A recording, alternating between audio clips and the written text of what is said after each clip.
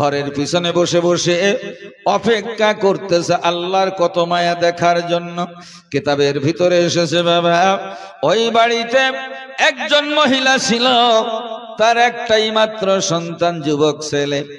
মাকে ডাক দিয়া বলতেছে, মা, আমি একজন যুবতীরে আমার মনের চাইতে বেশি ভালোবাসি, আমার জীবনের থেকে তাকে ভালোবেসে ফেলেছি, এখন আমি তাকে বিবাহ করতে চাই। কিন্তু যুবতী রাজি হলো না। অবশেষে পিড়াপিড়ি করবার পরে যুবতী একটা শর্তে আমার সঙ্গে বিয়ে করতে রাজি হয়ে গেছে। এই জন্য মা তোকে বলতেছি, শর্তটা হলো, ওই মহিলা, ওই মেয়েটা, যুবতী আমাকে ডাক দিয়া বলেছে, তোমার মায়ের মারিয়া তোমার মায়ের কলিজাটা নিয়ে আমি যুবতীর হাতে তুলে দিতে পারলে আমি তোমাকে বিবাহ করব। মারে, আমি তোরে জবাই করে তোর কলিজাটা তুলে না দেওয়া পর্যন্ত, তার হাতে অর্পণ না করা পর্যন্ত সে আমাকে বিবাহ করতে রাজি না। এই জন্য আমি তোকে হত্যা করে দিব। ভাইয়েরা আমার, জনম দুঃখিনী মা ডাক দিয়ে বলে, এ বাবা, যদি আমাকে হত্যা করি, আমাকে মার্ডার করে খুন করে আমার কলিজা তার হাতে দিলে তোর সুখী সংসার যদি গড়ে যায়, তাহলে আমি মা আমার কলিজা দিতে রাজি আছি। মুসা নবী শুনতেছ? হ্যাঁ ভাই, তো মাকে শুইয়ে দিয়ে মায়ের বুকটা চিরে কলিজাটা বের করেছে। মুসা নবী দেখতেছ, কিন্তু কিছু বলতে পারছেন। রাগী নবী, আমি ফেরেশতা আজরাইলে মারা নবী, অথচ আজকে সহ্য করতে হচ্ছে আল্লাহ কতটা বান্দাকে ভালোবাসে এটা দেখার জন্য। মায়ের কলিজাটারে বের করে একজন মহিলার প্রেমে পড়ে, যুবতীর প্রেমে পড়ে, ভাইয়ের আমার কলিজাটা, মায়ের কলিজাটারে হাতে লইয়া ভাইয়ের আমার খুশিতে দৌড়াইতেছে বাবা, কারণ কলিজা হাতে দিলে সে আমার সাথে বিয়ে করতে রাজি হয়ে যাবে। ভাইয়ের আমার, কিতাবের ভিতরে এসেছে, খুশির ঠেলায় চলতে যায় হঠাৎ করে পায়ে হুঁচট লেগে পড়ে গেছে, হাতের থেকে কলিজাটাও ছিটকে চলে গেছে। বাবা দিয়া বলবে, তোমাদের কাছে কি নবী যাই নাই? ফেরেশতারাও জিজ্ঞাসা করবে, জাহান্নামের ফেরেশতারা ডাক দিয়া বলবে, বান্দারে, তোমরা না আখিরি নবীর উম্মত? বলে হ্যাঁ। তোমরা না আখিরি নবীর উম্মত? বলে হ্যাঁ। বলে শুনে রেখে দাও, মা সালাকাকুম ফি সাকার, আখিরি জামানার নবী রাহমাতুল লিল আলামিন, তানার উম্মত জীবনে কোনোদিন জাহান্নামে আসতে পারে না। তোমরা হতভাগার দল, কেন তোমরা জাহান্নামে এসেছ? মা সালাকাকুম ফি সাকার, এই সাকার নামের জাহান্নামে তোমরা কেন এসেছ? ফেরেশতারা জিজ্ঞাসা করবে, ওরা ডাক দিয়া বলবে, চারটে কারণে আমরা জাহান্নামে আসলাম। এক নম্বর কারণ হলো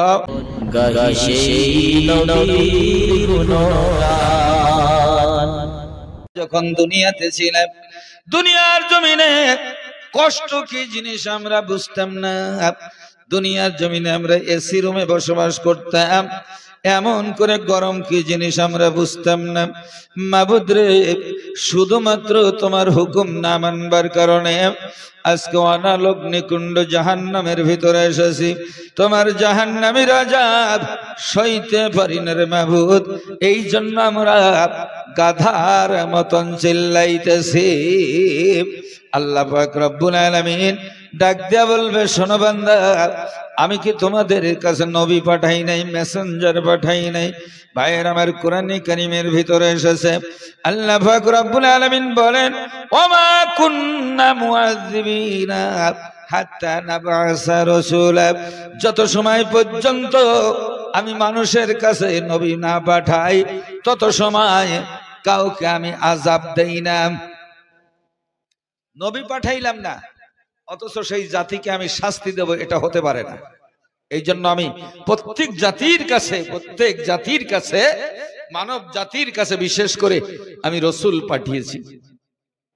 ওমা কুন্না মুআযযিবিনা হাত্তা নাবআসা রাসূলা, মেসেঞ্জার না পাঠাইয়া আযাব দেওয়াটা এটা শোভনীয় নয়।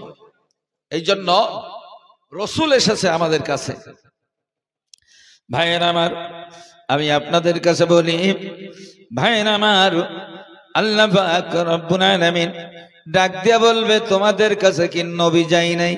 ফেরেশতারাও জিজ্ঞাসা করবে, জাহান্নামের ফেরেশতারা ডাক দিয়া বলবে, বান্দারে তোমরা না আখেরি নবীর উম্মত? বলে হ্যাঁ। তোমরা না আখেরি নবীর উম্মত? বলে হ্যাঁ। বলে শুনে রেখে দাও, মা সালাকাকুম ফি সাকার। আখেরি জামানার নবী রাহমাতুল লিল আলামিন, তানার উম্মত জীবনে কোনোদিন জাহান্নামে আসতে পারে না। তোমরা হতভাগার দল, কেন তোমরা জাহান্নামে এসেছ? মা সালাকাকুম ফি সাকার, এই সাকার নামের জাহান্নামে তোমরা কেন এসেছ? ফেরেশতারা জিজ্ঞাসা করবে, ওরা ডাক দিয়া বলবে, চারটে কারণে আমরা জাহান্নামে আসলাম। এক নম্বর কারণ হলো, আমরা যে জাহান্নামে এসেছি, লাম নাকু মিনাল মুসাল্লিন, আমরা নামাজি ছিলাম না। কলু লাম নাকু মিনাল মুসাল্লিন। আল্লাহু আকবার বলেন। আল্লাহু আকবার। নামাজ পড়তাম না, এই এক নম্বর অপরাধ। এ কারণে আমরা জাহান্নামে আসছি। তাহলে মানুষ জাহান্নামে যাবে চারটি অপরাধে, কোরআনে এসেছে। এক নম্বরই, আমরা নামাজি ছিলাম না রে।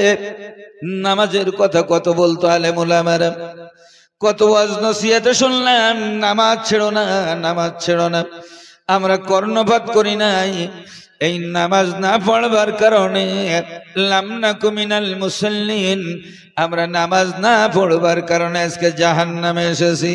ওয়ালাম নাকু নুতঈমুল মিসকিন, আর আমরা জীবনে এতিম অসহায় দরিদ্র যারা ছিল, গরিব গুরবা যারা ছিল, এদেরকে আমরা খাবার দেই নাই। তারা অনাহারে অর্ধহারে কাটিয়েছে। অন্তত আমাদেরকে আল্লাহ অর্থ সম্পদ দিয়েছিল, আমরা কোনদিন এতিম অসহায় দরিদ্রদের খোঁজ খবর নেই নাই। ভাইয়ের আমার, ওয়ালাম নাকু নুতঈমুল মিসকিন, আমরা মিসকিনদেরকে খেতে না দেওয়ার অপরাধে আজকে আমরা জাহান্নামে এসেছি। ভাইয়ের আমার, তিন নম্বর অপরাধ, ওয়ালাম নাখুদু ওয়া নাখুদু মাল খায়দিন, আর আমরা লোকের সমালোচনা করতাম। অনুকাযযিবু বিয়াউমিদ্দিন, আর হাসরের ময়দানে আল্লাহর সামনে দাঁড়াইয়া আমার জীবনের হিসাব দেওয়া লাগবে, এটাও আমরা বিশ্বাস করতাম না। এই চার কারণে আমরা আজকে জাহান্নামী হয়ে গেছি। আল্লাহ ডাক দিয়া বলবে, তাহলে জানার পরে যদি ভুল করো, শাস্তি তো পেতেই হবে। ভাইয়ের আমার, ওরা কানবি। আল্লাহ ডাক দিয়া বলবে, আমি কোনদিন কারো প্রতি জুলুম করি না। আল্লাহ পাক রব্বুল আলামিন কারো প্রতি অত্যাচার করে না। তোমরা যেমন পাপ করেছো শাস্তি ভুগতে হবে। অবশ্যই তোমরা আবার সেই জাহান্নামে চলে যাও। খবরদার, জাহান্নামে থাকবা, চিল্লাইবা না, চিল্লানো বন্ধ করে দাও। ভাইয়ের আমার, আল্লাহ পাক রব্বুল আলামিন যেই মাত্র জাহান্নামে যাওয়ার হুকুম দিবে গো, সঙ্গে সঙ্গে এক বান্দা দৌড়াইয়া জাহান্নামে লাফ মরে পড়বে, জাহান্নামে ঢুকে যাবে। আর এক বান্দা কিছু পা যাবে, দুই চার পা যাবে, আবার পিছন ফিরে ফিরে আল্লাহর দিকে ফেল ফেল করে দেখতে থাকবে। হাদিস শরীফে এসেছে, আল্লাহ ডাক দিয়া বলবে, বান্দারে সে তো জাহান্নামে চলে গেছে, তুমি কেন বারবার আমার দিকে তাকাও? বান্দা কানবে আর বলবে, মাবুদ, আমি দুনিয়ায় শুনেছিলাম তোমার নাম রহমান, তোমার নাম রহিম, তুমি গফুর গফফার, তাই বারবার তাকাইতেছি, দেখি তোমার করুণা দয়া আমার প্রতি হয় কিনা, এই জন্য বারবার দেখতেছি তোমার দিকে। তুমি গফুর গফফার, তুমি রহমান আর রহিম, এ নামের কি গুণ আছে তাই দেখতেছি তোমার দিকে ফিরিয়া। আল্লাহর রহমতের দরিয়ায় জোশ মারবে, ডাক দিয়া বলবে, বান্দারে আমারে তুমি রহমান আর রহিম কয়া যখন ডাক মারছ, আমি আল্লাহ থাকতে পারি না। যারে বান্দা যা, আমারে রহমান আর রহিম বলবার খাতিরে তোর জীবনের অপরাধ ক্ষমা করে দিয়া আমি আল্লাহ জান্নাতে যাওয়ার ফয়সালা করে দিলাম। আরো জোরে বল বলেন নারায়ে তাকবীর। আল্লাহু আকবার। আল্লাহর দয়া মায়ের থেকে কম না বেশি? মায়ের থেকে বেশি। হযরত মুসা নবী জলিল কদর পয়গম্বর, আজরাইলের থাপ্পড় মারা নবী। হযরত মুসা নবী আল্লাহরে ডাক দিয়া কয়, আল্লাহ গো, তুমি তো সব সময় বলো তোমার অন্তরে অনেক মায়া, কতটা মায়া আমার একটু দেখাইতে হবে। আল্লাহ ডাক দিয়া বলে, মুসা তাহলে তুমি অমুক গ্রামে অমুক বাড়িতে চলে যাও।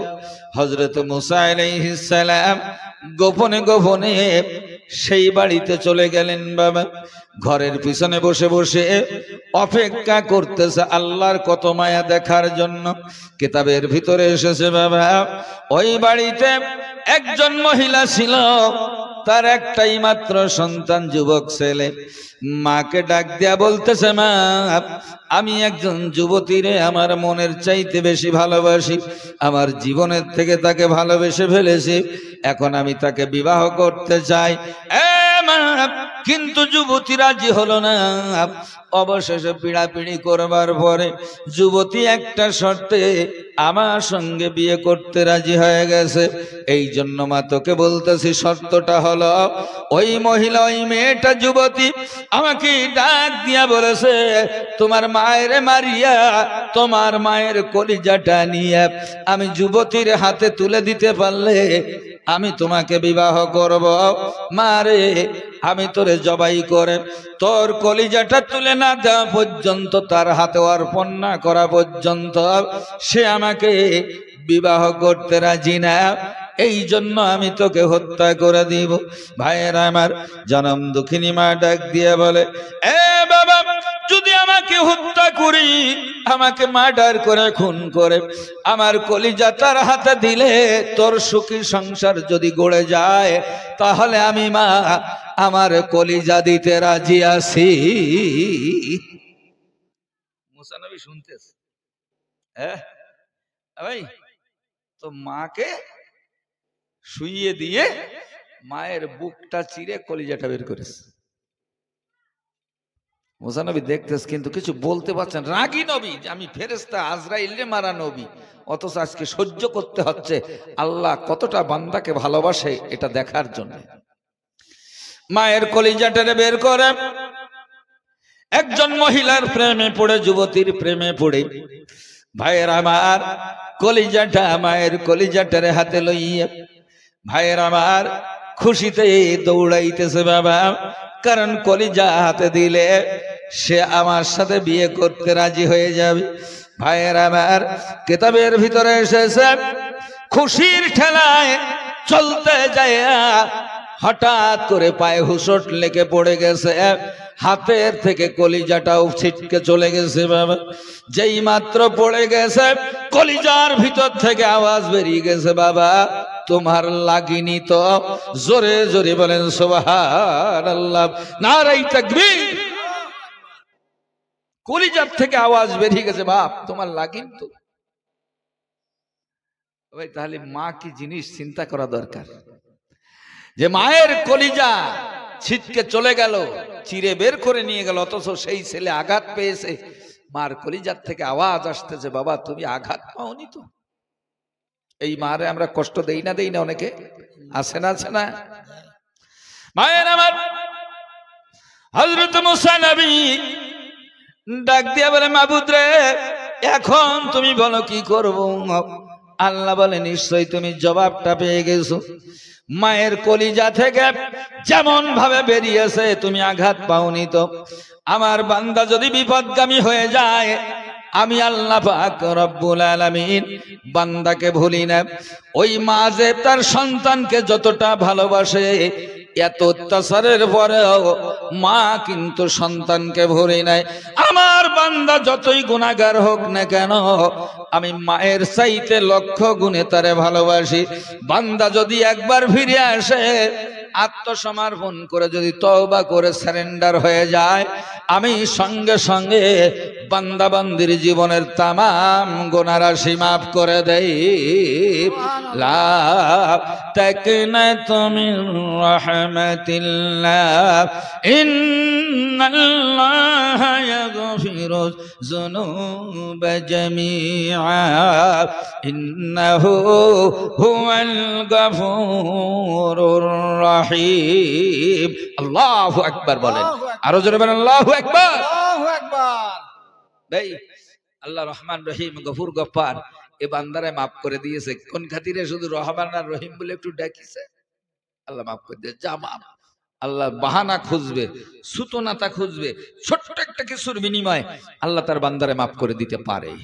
ক্ষমতা আছে নাই? আছে। এই জন্য আসতে হয়।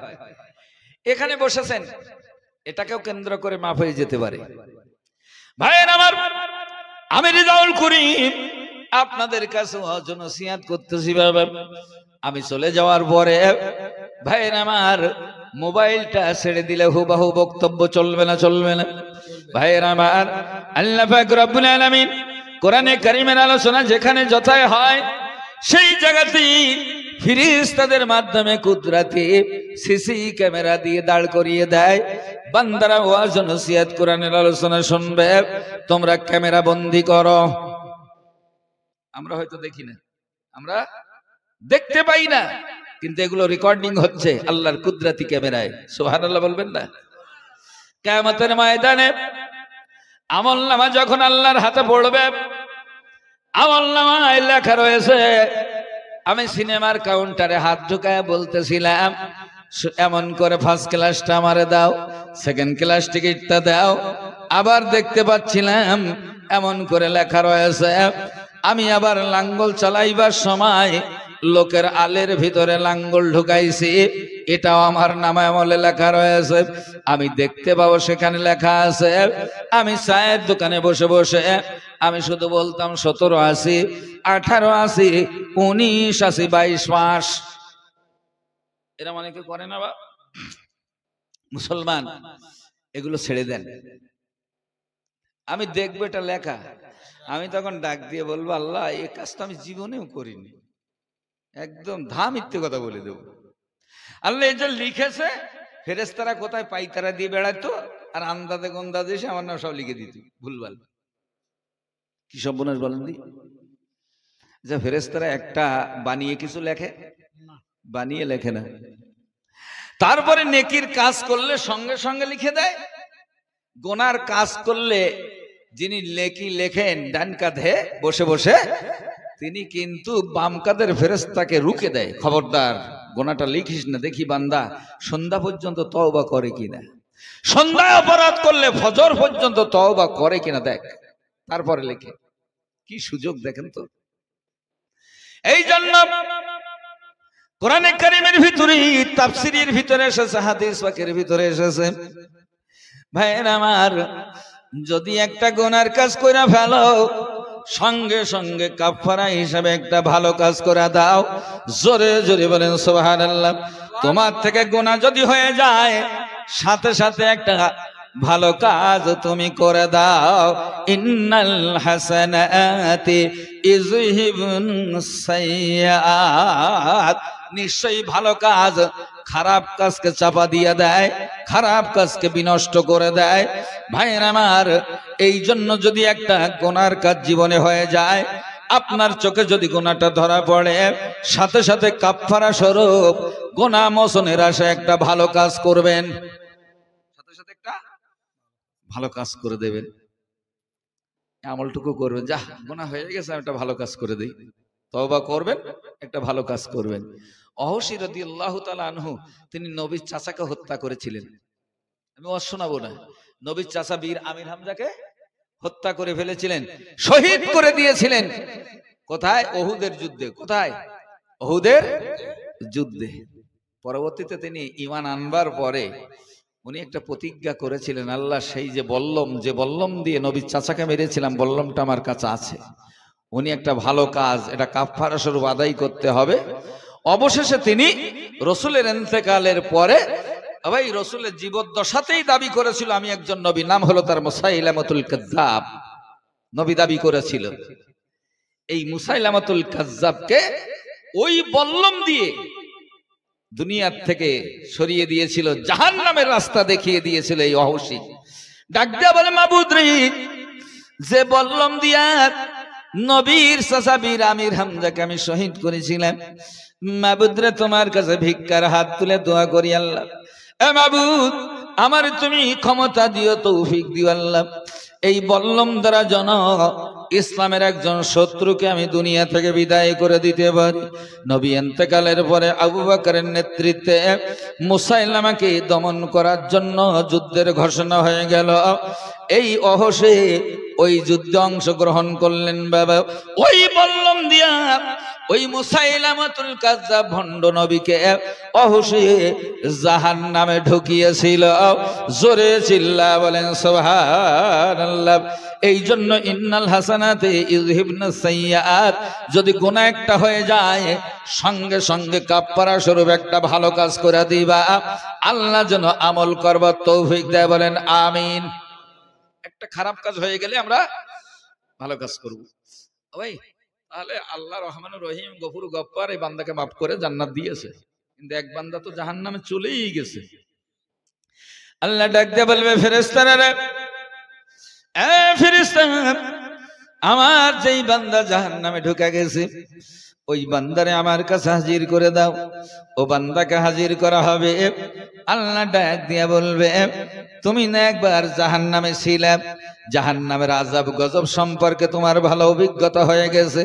ওই অনাল উন্ডিগুন্ডে কত যে আযাব, কত না কষ্ট তুমি ভালো জানো।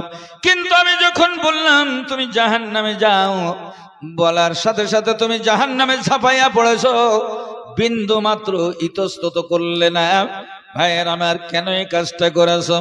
বান্দা কানবার বলবে, মাবুদ, দুনিয়াতে থাকাকালীন তোমার একটা হুকুম আমি আমল করতে পারি নাই, তাই আজকে হাসরের ময়দানে চিন্তা করলাম, যে মাবুদ আমাকে সৃষ্টি করেছে, যে মাবুদ আমাকে খাওয়ার ব্যবস্থা করে দিয়েছিল, যে মাবুদ আমার দায়ভার নিয়েছিল, যে মাবুদ আমার সুখে দুঃখে আমার সাথে থাকতো, ওই মাবুদির ওই আল্লাহ পাকের একটা হুকুম দুনিয়াতে পালন করতে পারি নাই। আজকে আমাকে একটা হুকুম করেছে, অন্তত হুকুমটা পালন করে দেখাই মাবুদ রে। তাই তোমার হুকুম পালন করে আমি দেখিয়ে দিলাম যে আমি একজন তোমার বান্দা।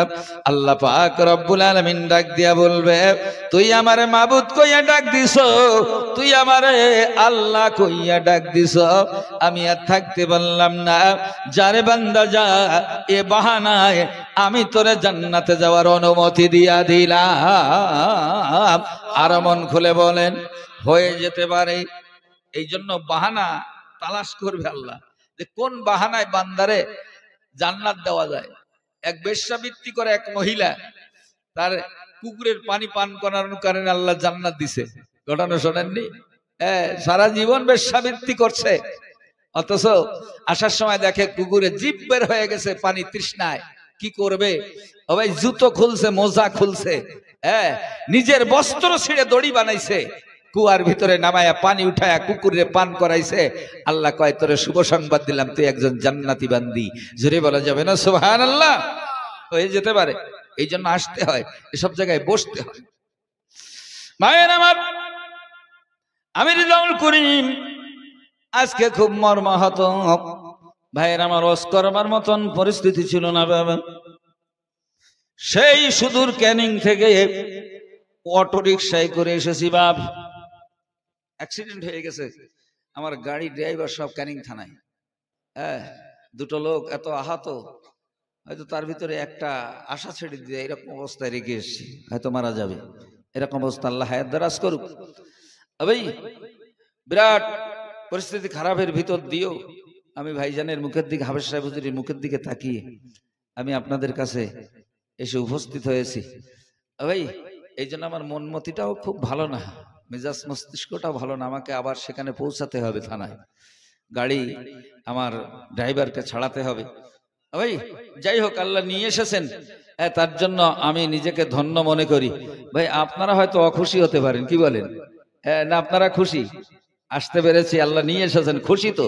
তা খুশির তাকবীর একটা দেন তো, নারায়ে তাকবীর।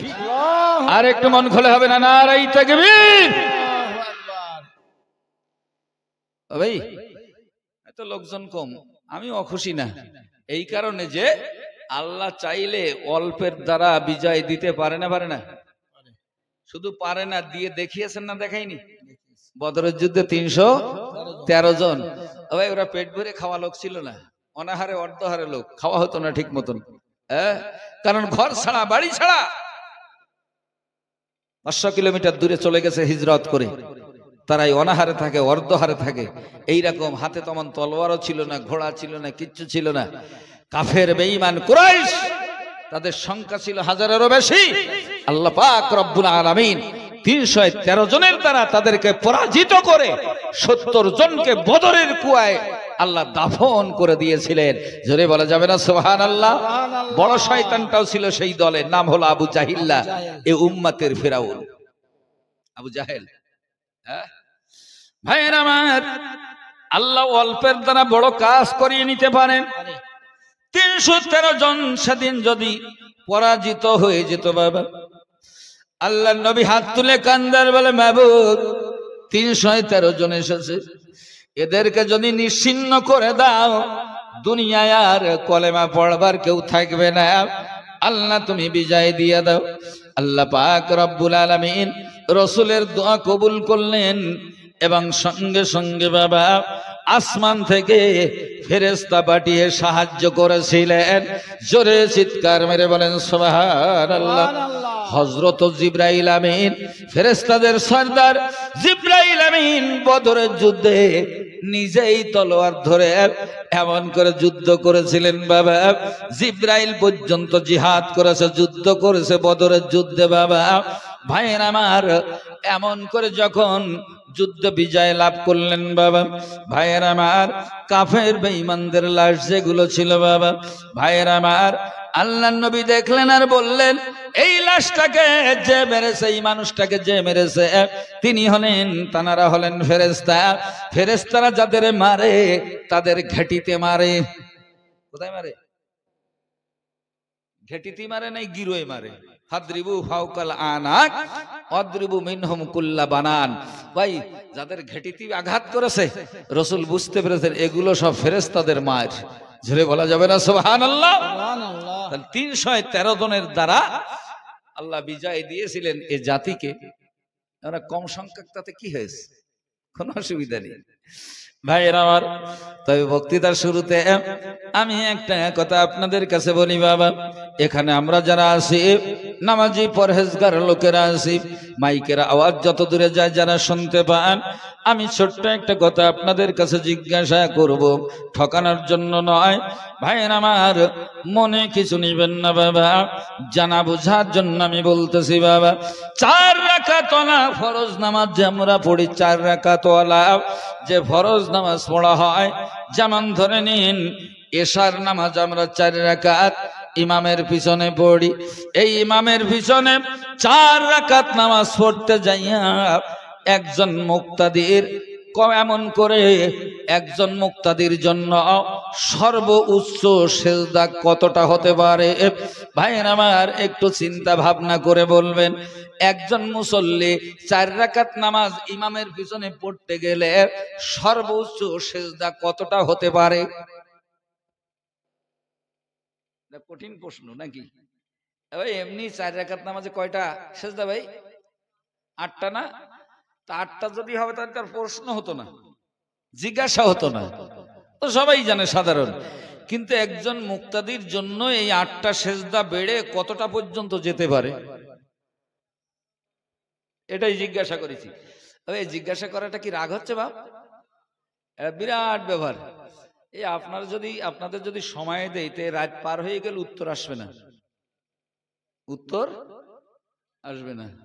ওই তো আমি উত্তরটা বলে দেবো ভাই, তবে মুসাফির মানুষ এসেছি আর এই পরিস্থিতি বাপ, এই মাদ্রাসার জন্য একটু খুশিতে একজন একটু হাত বাড়াবেন। আপনারা জানেন যে আমি শুধু আদায় করি না, কিছু কিছু কথাও বলি, কিছু কিছু একটু হাত পাতি ভাব। এই তো লোক, এই তো লোক। আল্লাহ চাইলে এর ভিতর দিয়ে করিয়ে দিতে পারেন যে হুজুর আমি 1 বস্তা চাল দেব, আমি 1000 টাকা দেব, আমি 2000 টাকা দেব। খুশিতে একটা লোক বলা যাবে না যে হুজুর 4 রাকাত ফরজ নামাজে কতটা সেজদা হতে পারে, হুজুর আমি আমি দিচ্ছি, দান করছি, আপনি একটু বলেন। একটা লোক হবে না গভীর রাত্রিতে সর্বপ্রথম একটা লোক একটু খুশিতে দেবেন আল্লাহর নবীর মহব্বতে, আল্লাহর মহব্বতে মাদ্রাসার জন্য একটা লোক একটু হবে না বাবা? ওই একটা লোক হবে না এতটা লোকের ভিতর থেকে যে হুজুর আমি 1 বস্তা চাল দেব, মাদ্রাসার ছেলেরা খাবে, নাজাতের কারণ হয়ে যাবে, হুজুর আমি দেব? একটা লোক হবে না এতটা লোকের ভিতর থেকে যে হুজুর আমি 1000 টাকা দেব, আমি 1 বস্তা চাল দেব, আমি 1 বস্তা আলু দেব? একটু খুশিতে বলেন।